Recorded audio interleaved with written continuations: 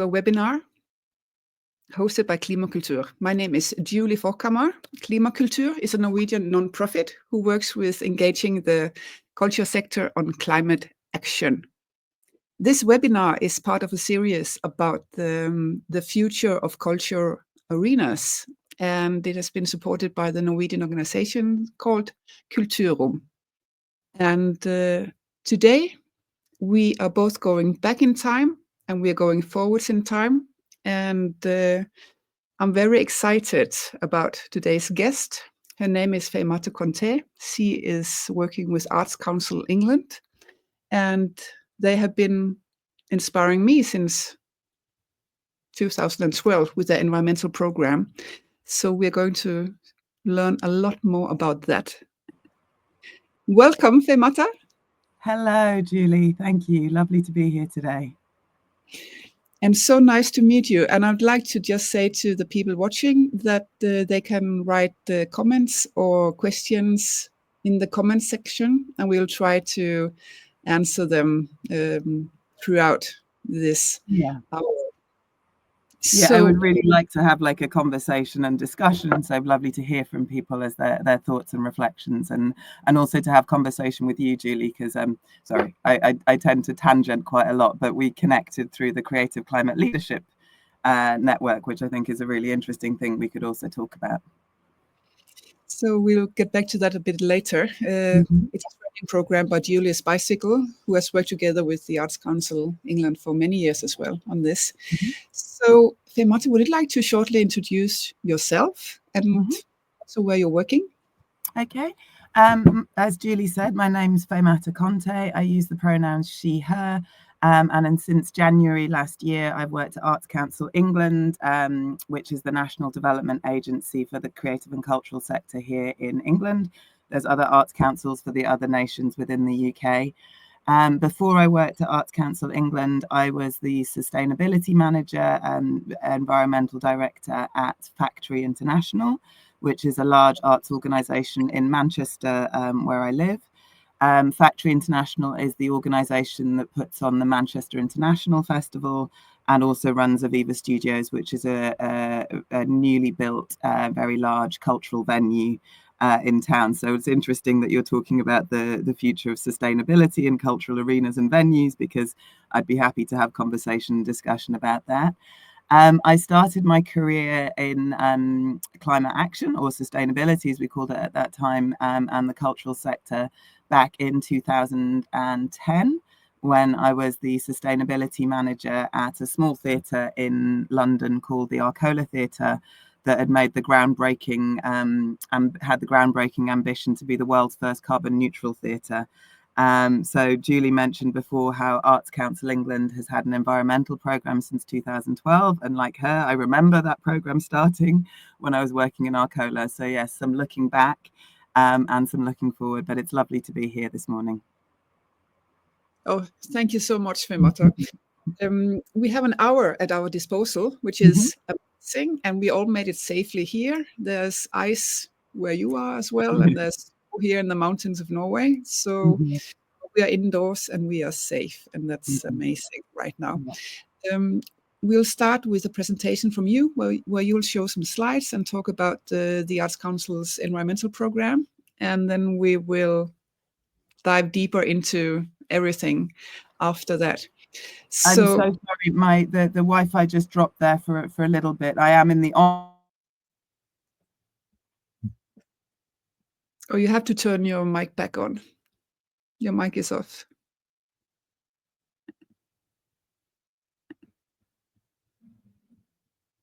Oh, you have to connect your mic. It says the mic isn't connected.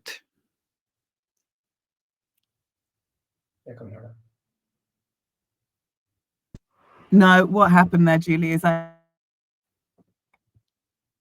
No, you're falling out again, Feimatta. You are falling out. It keeps it muted me without me touching the button. I'm so sorry. Maybe me and technology aren't having a fun morning, but I will keep a watch to see that I don't accidentally mute myself in the presentation.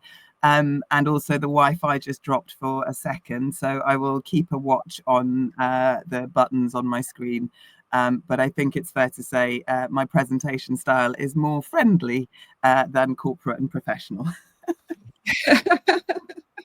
Also, I'm just glad to see that people in more urban environments like yours can have technical issues with the Wi-Fi. Yes. Well, Yes, it's not just up in the mountains that there's technological glitches.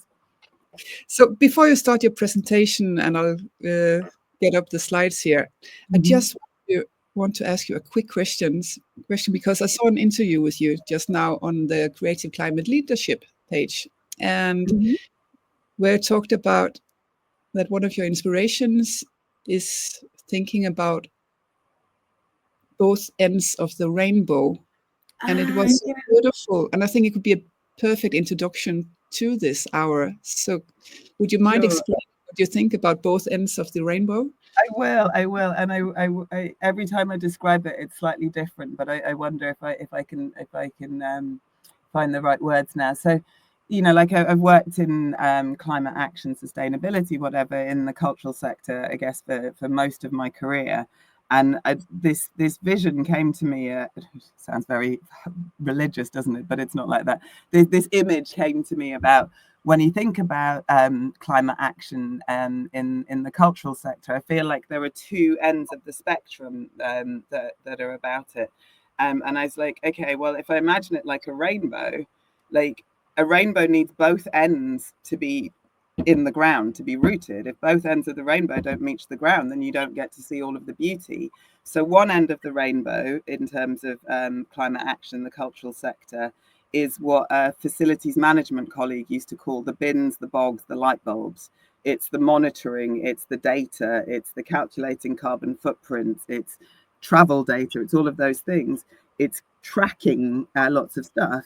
But if you focus just on that side of the rainbow, if you're always just measuring how much have we cut our carbon footprint this year, what's our target for next year and all of that, then you miss the other side of the rainbow, which is what the cultural sector can do, which is talking about, well, what is the future that we want to create? What does a future look like that's regenerative, that's equitable, that acknowledges human and non-human and thinks about planetary systems? But if you focus too much, if you only look at this end of the rainbow, then you don't know how far you are along to that. You don't know where you are in that. You can get lost kind of in the stories and things. So it's this idea that you need both ends of the rainbow. You can't just focus on the data and trying to track your progress, but you also can't just focus on the future and where you're going. You need to have both ends of the rainbow in the ground. And because I've found in my time in working in this part of the sector, when people create roles around sustainability or climate action, they either focus it entirely on data management or, facilities, estates management, people who control the heating systems and things, or they focus entirely on, the storytellers and the campaigners and the people who are trying to fight for a better future. But you need both ends of the rainbow. And you need to acknowledge that we span the whole spectrum of the rainbow. So I think that's how I would explain that this morning. But that's lovely that you read the interview, Julie, and I hope it made sense to you. That's a perfect introduction to this, and I'm looking forward to diving deeper into it. Let's see. Here's the presentation, and I'll remove myself from the screen and just point when you want me to move to the next slide. And if it's okay, Julie, because in the UK, we've got used to doing this from presentations that were done in COVID time. We just say, next slide, please. So I hope you don't mind if I also do that, because you said to gesture, but I gesture all the time, so I wouldn't. I will respond to the slide, please. Okay. Wonderful, thank you. So yes, hello everybody. We've just had a lovely introduction there with Julie and myself. And I just wanted to share some slides with you this morning, looking at the environmental responsibility programme that Arts Council England have in place here. So looking at how the programme developed over the last 12 years, looking at our current strategy, which is called Let's Create, and our investment principle around environmental responsibility, looking at the current strands of the environmental programme and how we're supporting our sector, and then talking a little bit about the team that delivers the work for Arts Council and where we sit within Arts Council England. It will be quite a quick overview, but I hope it will be interesting and helpful for you. And like Julie said at the beginning, there's a chat open. So if you want to share any reflections or thoughts or questions as we go through the presentation, that would be lovely. And I hope we can have some discussion and reflection afterwards. So yeah, next slide, please. So you may be familiar with Arts Council England. It might be the first time that you've come across us as an organisation, but we're the National Development Agency for Creativity and Culture. And we're what's called an arm's length body from the government. So we receive a lot of our funding from government, but we're not part of government. We sit at the arm's length from the government. And so each year from 2023 to 2027, we're investing £446 million, approximately a third of our overall budget, in around 980 national portfolio organisations. So they're organisations, museums, libraries, all shapes and sizes, all based across England. And the key thing is that multi-year funding gives them long-term support. So it's a network of arts organisations, arts centres, concert halls, organisations that receive funding from arts councils across a whole range of arts organisations. And many thousands of people work or volunteer in NPOs, and also around 60,000 freelancers. And the work that the NPOs, National Portfolio Organisations, create reaches audiences of around 80 million people a year. And they collectively own or operate over 1,300 venues or buildings. And alongside our funded organisations programme, we also run funding programmes for project grants, capital investment programmes, programmes to support individuals and artists to develop their creative practice. And so we get grant in aid, which is money from the government to spend, and also money from the National Lottery, which gives money to good causes. So next slide, please. But what we're here to talk about for today is the environmental programme that my team helps deliver. So in 2010, Arts Council England launched a strategy called Great Art and Culture for Everybody, which had a number of goals. And goal 3 of Great Art and Culture for Everybody back in 2010 was to create, to support arts, museums and libraries which are resilient and environmentally sustainable. And in 2012, Arts Council made the groundbreaking strategic policy intervention to embed environmental reporting and planning into the funding agreements of the organisations it funds. And it was the first cultural body internationally to do so. And that intervention was catalysed by advocacy from the sector and Julie's Bicycle. We'll talk about Julie's Bicycle a bit later. And the fact that the United Kingdom was the first country to have a Climate Change Act, and that was in 2008. So to embed that policy intervention, Arts Council launched the environmental programme in 2012 in partnership with Julie's Bicycle. So the programme required funded organisations through their funding agreements to develop environmental policies and action plans, and to update those on an annual basis, and to report carbon footprint data on an annual basis. So that connection with funding agreements, which was a non-punitive intervention, that's been the catalyst of change, and that's a unique aspect of the programme. So the ambition was to help the arts and cultural sector reduce carbon footprint and develop with the sector the understanding and competency to take action at scale and breadth. So, and a decade later, so Arts Council developed a new strategy from 2020 called Let's Create, and we'll talk about that more in a moment. So next slide, please. So since 2012, I'll just take a small moment in case people in the webinar may not be aware of Julie's Bicycle, who are the organisation that have partnered with Arts Council to deliver the environmental programme since 2012. So Julie's Bicycle, which Julie mentioned at the beginning, is an organisation that sort of supports the cultural sector in lots of ways around climate action. They have existed since 2008 and came out of the music industry. So they advocated for Arts Council to have an environmental programme and have been the partner that we've worked with since. There is a huge amount of resources on their website about all different aspects of climate action and climate justice. So if you're not familiar with their website, I would heartily recommend checking it out and seeing the resources in there. But so Julie's Bicycle have delivered the environmental programme since 2012. And they support the wider sector as well. So they don't just support organisations funded by Arts Council, and they also don't just deliver the Arts Council programme. They have lots of areas of expertise and areas of delivery. So the partnership between Arts Council and Julie's Bicycle has developed and grown over a decade, driving, enabling and adapting the sector's response to the climate crisis. Through the programme, we've built environmental literacy, skills, confidence and leadership in the sector, giving cultural professionals the agency to act on climate change. Programmes aligned with our portfolio funding, so runs for 3 to 4 years cycles, or in the case of 2018 to 22, it was 5 years because it was extended for a year due to COVID. And the programme's incredibly responsive. So what we learn from one programme supports the development of the next. So you can see there the focuses of the different portfolio periods for the environmental programme, and we're now in the 2023 to 26 period.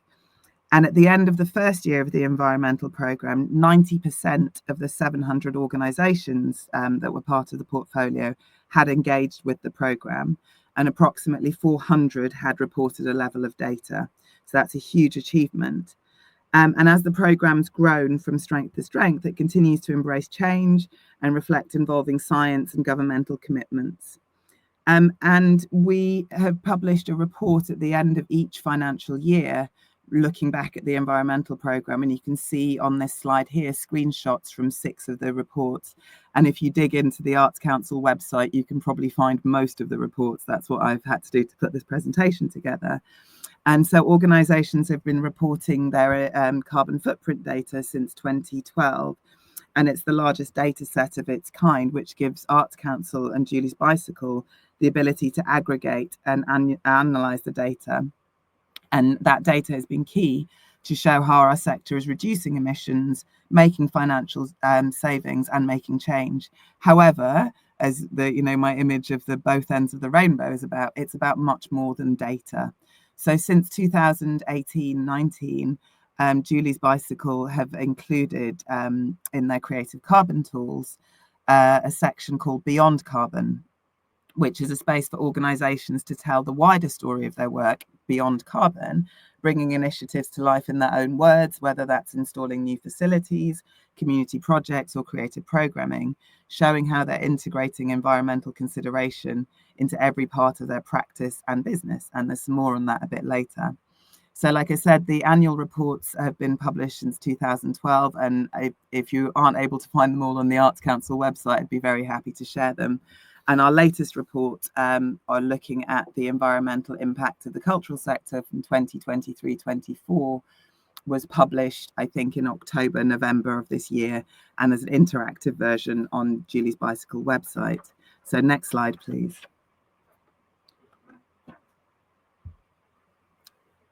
Brilliant. So I mentioned before that Arts Council England had a new strategy from 2020, and that strategy is called Let's Create. And so this is the vision that Arts Council England have for the 10-year strategy. So for England, for the country to be a place where the creativity of each of us is valued, given the chance to flourish, and where everyone has access to a range of high quality cultural experiences. So next slide, please. And then I wasn't part of the Arts Council when the strategy was being developed, but working in the cultural sector, I remember there being a lot of consultation with people working in the cultural sector, with audiences, with practitioners, with other stakeholders to work through how the vision would be realised. So it's a very simple strategic structure of 3 outcomes and 4 investment principles, and we'll talk through those in the next few slides. So this is about how Arts Council and the sector will change to realise the outcomes and achieve that vision of Let's Create. So next slide, please. So the 3 outcomes that are part of the Let's Create strategy are creative people. So that's about everybody individually having the opportunity to express creativity throughout their life, whatever creativity looks like for them. Cultural communities, which is about villages, towns and cities and neighborhoods thriving through a collaborative approach to culture, and a creative and cultural country about what England is putting out into the world and how we're connecting and making and being part of networks, and potentially this is a really good part of one, how we share and learn internationally. So we're funding organisations and practitioners whose programmes, projects, learning and development respond to one or more of our outcomes. So next slide, please. So it's taking us through, and then we'll get to where we sit in terms of environmental responsibility. So Let's Create is about delivering those 3 outcomes, and to achieve those outcomes, the 4 investment principles that Arts Council has from 2020 to 2030, help steer that change. So the investment, we ask organisations who want investment for us to tell us what plans they have to apply against each of the 4 principles and how they'll work on improving their performance against them. It's Arts Council's responsibility to ensure that each organisation's plan is appropriate for that organisation and ambitious. And it's the responsibility of the organisation's board and their trustees to monitor and report the progress they're making. The ambition is for organisations to think across all 4 investment principles and see the connections. So the investment principles are ambition and quality, dynamism, environmental responsibility, and inclusivity and relevance. And just as an aside, as part of my interview for the Arts Council, I had to prepare a presentation about what the connections are between the different investment principles and what could it look like to deliver projects that connect. And I'm sure we could all think about projects that connect environmental responsibility to dynamism and to inclusivity and relevance, and also it's all about the ambition, isn't it? So the environmental responsibility investment principle, or ERIP as we call it internally, supports creative and cultural organisations and individuals to lead their way in their approaches to environmental responsibility. NPOs are asked to respond to the investment principle, which is about embedding environmental thinking in everything that funded organisations do, from operations and logistics, and the need to prepare for adaptive measures, to considering how creation, programming and partnership can support the commitment and their commitment and provoke debate. The investment principle is about thinking very holistically. So we've called it environmental responsibility rather than sustainability. And that was a shift that Arts Council made in 2020 to talk about responsibility and not just sustainability. And if we go to the next slide, I'll dig a little bit more into the investment principle, which has 3 pillars, as we call it. It's all about structures and pillars and things, isn't it? So the 3 pillars of the investment principle, the first one is understanding the data. And you can see there what the ambition for Arts Council is. It's about, understanding the environmental data that we ask people to collect and using that to inform planning.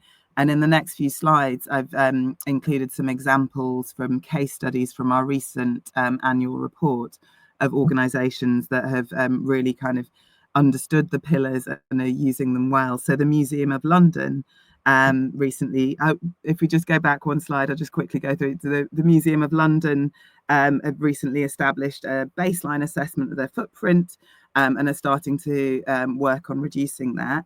And Spill Festival, which is a small festival in the east of England, reported that they could use their data to track their progress and identify areas for improvement.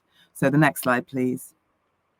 So plan, action and change is the next pillar of the environmental responsibility investment principle. And you can see there the ambition for there. So it's about using the data and the knowledge that people are gaining to actually take action and make changes. So that's across a number of different areas. So Battersea Arts Centre has been developing its environmental plans around its building, so developing its building management system, and creating a 5-year plan to reduce energy use and track carbon data. So they're using their data and planning and taking action. And transport is a major contributor to an organisation's carbon footprint. So implementing schemes to monitor and improve staff travel is a great way of reducing emissions. And New Earth Theatre has done a lot of work around reducing its travel impact by encouraging staff to work remotely, and thinking about when they're doing their theatre tours, how they're using resources and travel and reducing emissions. And the National Centre of Writing lobbied for a bike station to be located by their work. They participate in the Bike to Work scheme and do a lot of work encouraging public transport for everyone who's involved in that organisation. Next slide, please. And the final pillar of the ERIP investment principle is influence, educate, advocate. And in a way, this is the other end of the rainbow that I started off by talking about. It's the key that the creative and cultural sector can really influence, educate, and advocate, because unlike some other sectors, we communicate directly with our audiences, visitors, and communities. And some examples of case studies from the recent annual report. Around governance and roles and responsibilities, the Actors Touring Company have appointed a climate board champion who's engaged with one of the programs that Julie's Bicycle run, called the Board Environmental Champion Programs.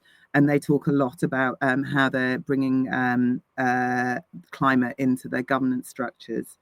Lancaster Arts have created and put on their website a public statement around environmental justice that involved working with all their staff and their board and artists and environmentalists.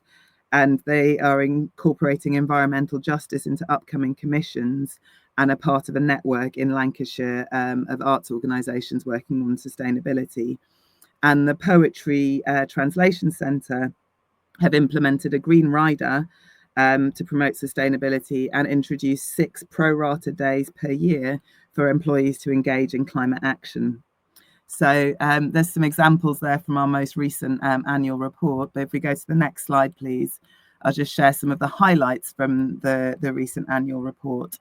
So around, I think, 600 organisations of the 950 reported on their performance in 2023-24. And of those, 90% of them have an environmental policy and 84 have an action plan. And a growing majority oversee environmental action at governance level. So that's with the board and senior management.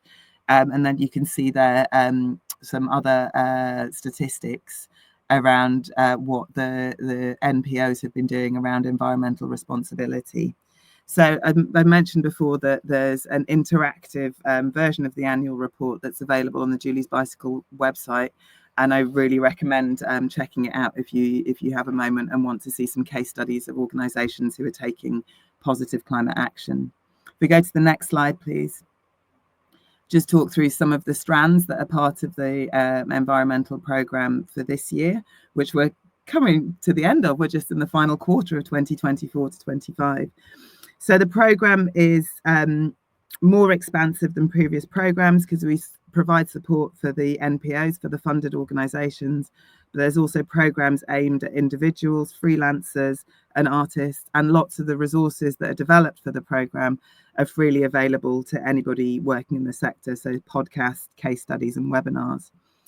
So the focus for this round of the environmental programme is to develop the environmental ambitions of the sector, to accelerate and scale collective response to the climate and ecological crises. And the current strands focus on decarbonisation, resilience, justice and governance. So here are some of the programmes that we are offering to the sector with Julie's Bicycle. So Transforming Energy is supporting building-based organisations to decarbonise, and there's currently 54 organisations signed up for that, and we're recruiting again for that. I mentioned before the Board Environmental Champions Programme, which provides training resources and peer networks to build knowledge, skills and confidence to embed environmental responsibility at board level. And so far, over 200 participants have engaged with the programme. The Creative Climate Accelerator is training for emerging climate leaders, so people from backgrounds who aren't represented currently in leadership roles in the cultural sector. And we engaged 29 individuals through 5 training sessions. The evaluation of the programme is underway, and we'll be recruiting a new cohort of Creative Climate Accelerators in the springtime. Creating Now for the Future engaged 14 freelance creatives to develop some resources for freelancers and individual practitioners around making their practice more sustainable. Leading Resilience is a strand with 2 elements that aims to develop an understanding of adapting and building resilience to climate impacts. So to the first strand, Resilient Horizons, is working with a cohort of organisations engaged through an Arts Council programme called Creative People and Places to explore creative community-led resilience and adaptation. And the second element, which is called Adapting Culture, includes webinars and workshops for the wider sector to build an understanding of adaptation to climate change in the context of placemaking, nature and biodiversity. Hopefully some people watching the webinar will be familiar with the Creative Climate Tools, which is a free to use carbon footprint calculator. And in last year, I think, or maybe 23, there was a redevelopment of the Creative Climate Tools with new features, including a forecasting tool, a return on investment tool, carbon budgeting, and the opportunity to create a custom footprint. So it's the Creative Climate Tools that organisations have been using since 2012 through various iterations. So it really is designed wholly for the creative and cultural sector, a way of calculating carbon footprints. And just finally on this slide, we're carrying out a longitudinal impact study of the environmental programme. So looking at what the impacts of this programme have been since it started in 2012. And we're hoping to publish that later this year. And I'm sure I can share links and things with Julie to circulate to everybody. If we just move to the next slide, I've just got a couple more slides, and then hopefully we can have some questions and discussions, and I can hear your reflections on the presentation. So where environmental responsibility sits within Arts Council England, we're part of a directorate called Enterprise and Innovation, which was formed 5 years ago, and the executive director is Tonya Nelson. So Enterprise and Innovation consists of 6 cross-cutting teams, and you can see their names on the slide here. And the focus of the directorate is about fostering new ways of working, innovative projects, partnerships and research agendas, catering to the rapidly changing sector and in external environment. So whether that's supporting the sector to develop new income streams, so whether that's earned income or philanthropic income, and innovate their business models, developing the sector's use of technology as creative and business tools, increasing the impact of culture through delivering the Creative Health and Wellbeing Plan, and developing the sector and Arts Council's response to the climate crisis. I like to think that the teams within Enterprise and Innovation, what we're looking at is the external context within which arts and culture is created, within which creativity is cultured. So we kind of are scanning the horizons for our colleagues to let them know, what's going to be coming up and how we might navigate our way successfully through that. And you can see there that the environmental responsibility team is a very small team. There's just 4 of us within Arts Council. And what I find really inspirational and what gives me great comfort is that all the work that we do is in collaboration with people. And I think that's really reflective of when you're thinking about climate action. It's not something that you can do by yourself. It's not something that one organisation can do on its own. It's something that we need to connect with each other about, and that we need to collaborate and share solutions. So that's where environmental responsibility sits as a team within Arts Council. And if we just go to the next slide, please. Just wanted to share a little bit around what we're doing as an organisation around environmental responsibility. So we, as an ER team, we have 2 sides to our work: our sector-facing support and development, but also our own internal environmental responsibility. So our policy, action plan, carbon footprint, and net zero plan. So in 2021, Arts Council made a commitment to undertake an organisation-wide environmental review to expand our carbon footprint, develop an action plan, and revise our environmental policy. And in 2022, we developed a full action plan and set targets for office energy and business travel. So those areas of our operation where we have good data and greatest control. And that allowed us to make measurable reduction to our footprint. We updated the environmental responsibility policy in 2024, and you can find that on our website. And the policy states that the climate and ecological crises are the most significant challenges facing all of us over the coming decades and beyond. Arts Council England acknowledges the part that we and the cultural sector can play in the global response to these challenges. Our vision is to place environmental responsibility at the heart of what we do. We have a role to support and empower arts organisations, museums, libraries and practitioners to embed environmental responsibility across their operations and activities.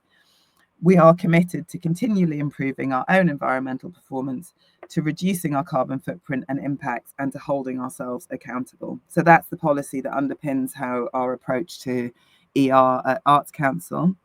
We carry out a carbon footprint every year using the creative climate tools, so showing that solidarity with the sector. And our baseline year is 2019 to 2020. And we are currently developing our net zero plan, which we'll start implementing from spring, from April this year. And we're working to meet the UK's net zero targets. So 50% reduction of carbon footprint by 2030 and a 78% reduction by 2035.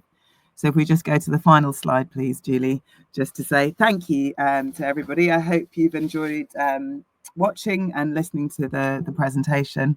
And hopefully there's some questions or some comments that we can share afterwards. And Julie, I hope it's okay to say that I can make the slides available to you. So if people want to have a read of them, because I appreciate there's quite a lot of text on some of them. Oh, that's super. Thank you so much for your presentation. I have a quick question I'd like to say to people if they want to comment or ask anything, they could do it in the comment section, of course. But my initial reaction to your presentation is that it seems to me, and it has done that for many years, that there is a vision of both sides of the rainbow you started talking about.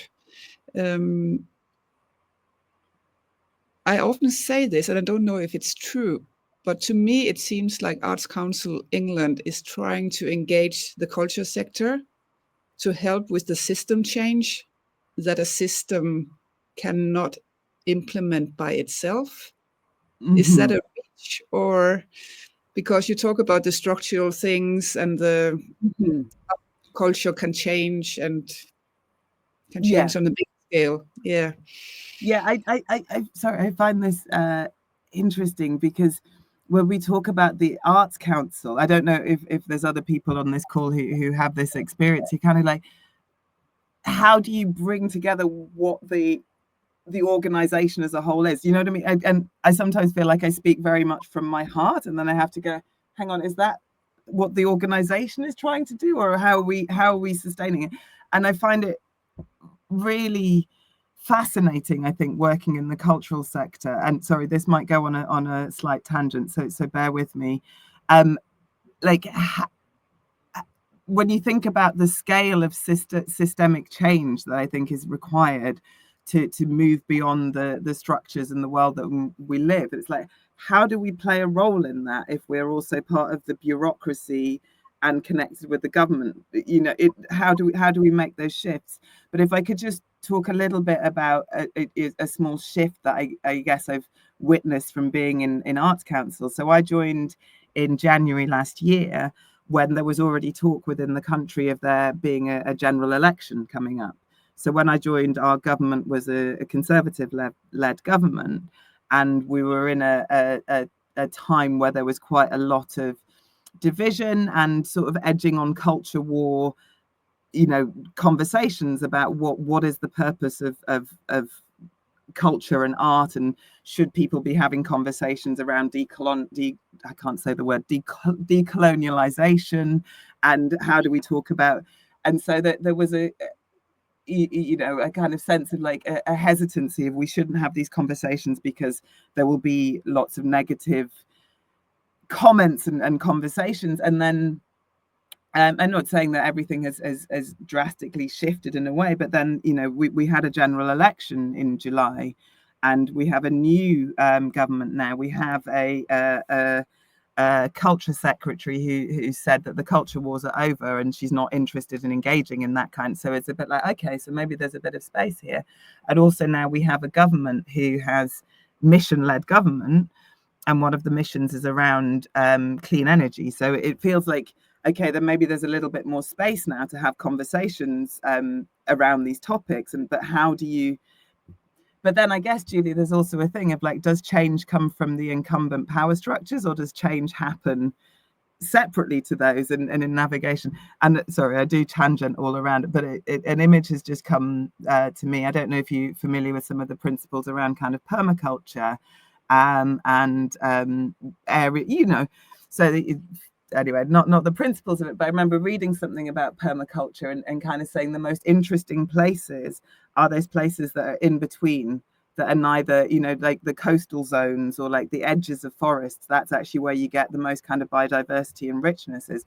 So I think change, I come back around to that, change isn't going to always come from within the systems. It's about where those systems are at the edge, where people are interacting with them, and in different areas.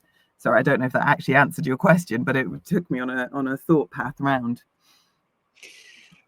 Thank you so much for your reflections, Feimatta. And do you think, how important is it that it's been an external organization like Julie's Bicycle who has implemented the program, and not the Arts Council hiring some extra staff and doing it themselves?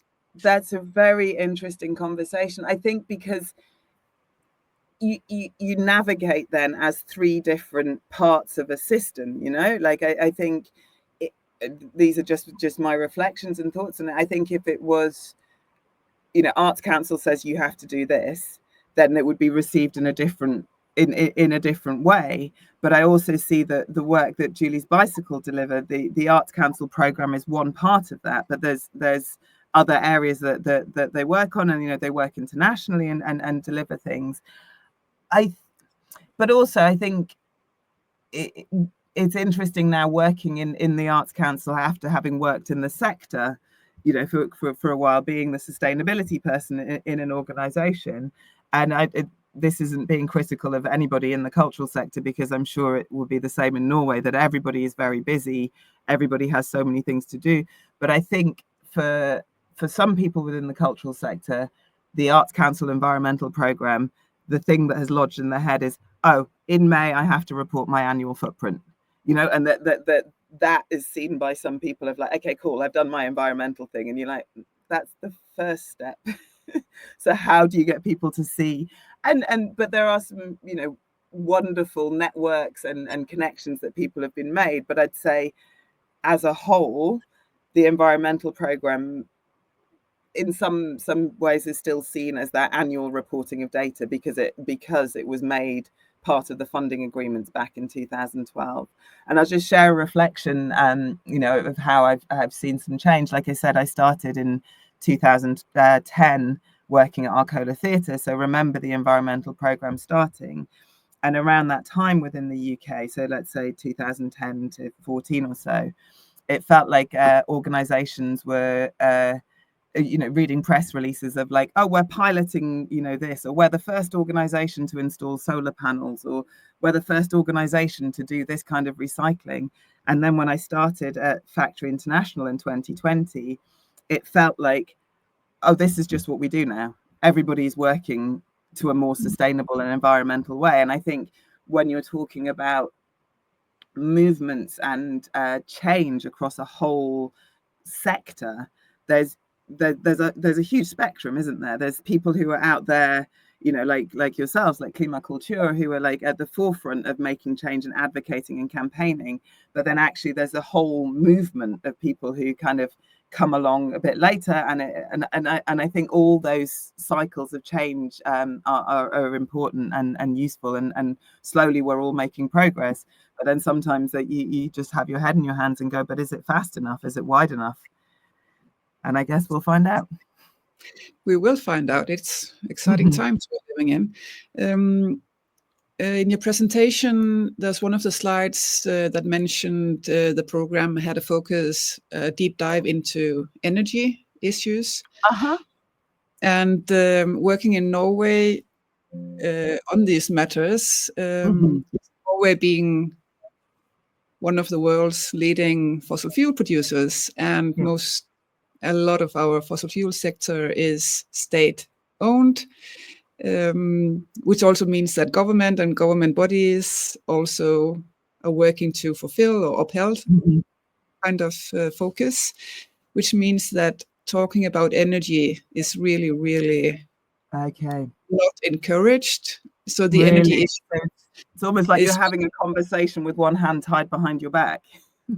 If you're, for sure. If you are leading a large cultural institution or working in the bureaucracy, culture issues.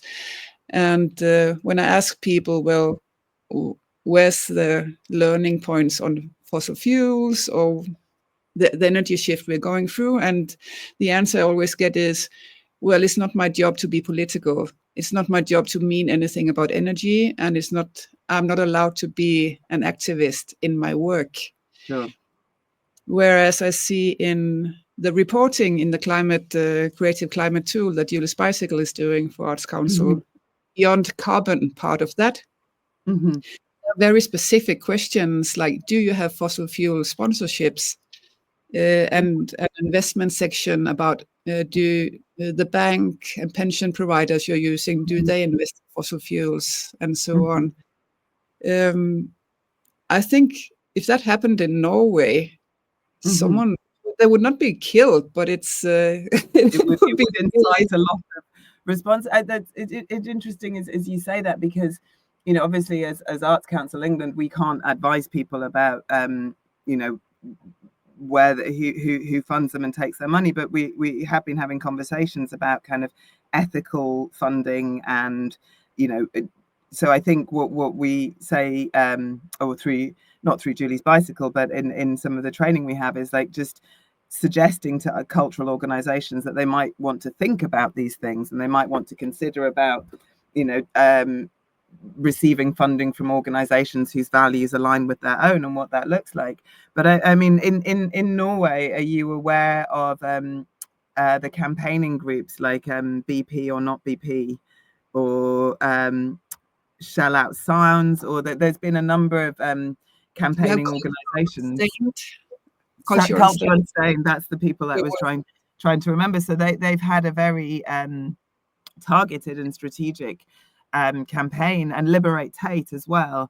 I mean, I don't think any of these organizations were funded by Arts Council England, but it's about how you have different actors within a space, and different people working on it. And I think they've I think now it's only really the British Museum or maybe also the Science Museum, who still have sponsorship from fossil fuel organizations. But it's a completely different context, isn't it? Like you were saying before, fossil fuels is part of the Norwegian state in a way that it's not within this country. So I'm really fascinated to think about how it would look different, and how, you know, climate activists within Norway or people working in the cultural sector might be able to have conversations about this in a way that doesn't make people feel like they're being attacked or threatened, or, you know, it's just being able to talk about the subject rather than people feeling that they are personally kind of implicated, or because it feels like and just sort of speaking personally, for people to say, well, I can't engage with that because it's not my job. It's like, well, we're not looking at the whole picture then, are we? We're only looking at a small part of the picture. Sorry, that went into waffle ways. But yeah, how do you navigate yourself as a climate activist in a state where you're aware of where so much of the financing comes from? Is that a question that you ask yourself sometimes, Julie? Well, it keeps me awake at night. Yeah. Also, I think the program Arts Council England and Julie's Bicycle has started on when it comes to board Yes. members on cultural institutions. Yes. I think it's very interesting. Also because you're training board members, but also suggesting that board members should have some kind of environmental role or capacity and what we see in Norway is with so many of our larger cultural institutions, the board members are appointed by the state. Okay. Yeah. And so like the chair of our National Museum on the board is a top oil executive. Sure. And we see that in different cultural institutions where the chair of the boards appointed by the state has a background from big oil and is still involved with that. So it would be hard for those institutions to get rid of their oil sponsorships or to take on this when the state is appointing oil people on their boards. So if you don't mind my asking, Julie, because I'm fascinated to see this, when there's discussion around kind of climate action within sort of the large institutions within Norway, what's the focus on it? Please don't say recycling, but do you know what I mean? Like what's the scope of conversations that people can have? So I guess, yeah, is it recycling? It's reducing their own emissions and measuring them. And it's the one part of the rainbow. So, and I worked with that for so many years. You want to ask yourself, why are we doing that? Why that's what happens at this side of the rainbow. It's like, why are we trying to reduce emissions? Why are we trying to like get to net zero unless it's about trying to create a better future? So how can you have the conversations that's kind of positive that look more towards that space? Sorry, I jumped across you there, Julie. No, but it's I traveled the whole rainbow, so I'm now on the other end. I'm on the other end, like come on. So, but my travel started on the Creative Climate Leadership course, which we took. Also taken at the Julie's Bicycle, where I met cultural leaders from other countries, and I saw that, how come my toolbox is this big? How come I'm not working with climate justice? How come I never speak about fossil fuels? How come I don't? Yeah. And I think you said you did creative climate leadership, and it was it an international group that you were working with there? It was a Nordic group, and I was like, but with a lot of international inputs into it. It was really an eye-opener for me, and also to get a network and meet people like you later on. Just because I was just thinking, get me out of this. Yeah, so and also what I think is really interesting and really important is for us to get out of our European bubble. So when you think about kind of extending the scope of, connections and linkages that you do, and, when we think about kind of ideas around climate justice and what's the world. So I think, another sort of tangent, like I'm originally from Sierra Leone in West Africa. And we moved to England when I was about 7 or 8 or so. So I have that kind of personal connection with what we call in this country, I don't know what the Norwegian term is, we call it the global south. So kind of looking at that sort of historical perspective and colonial perspective when you're thinking about climate. And that's why I think it's really important to build international networks, to think, okay, well, how is it happening over there? And what are we doing here? And what could we learn from them? And what could they learn from us? So I'm really happy that we built this connection to kind of have these conversations.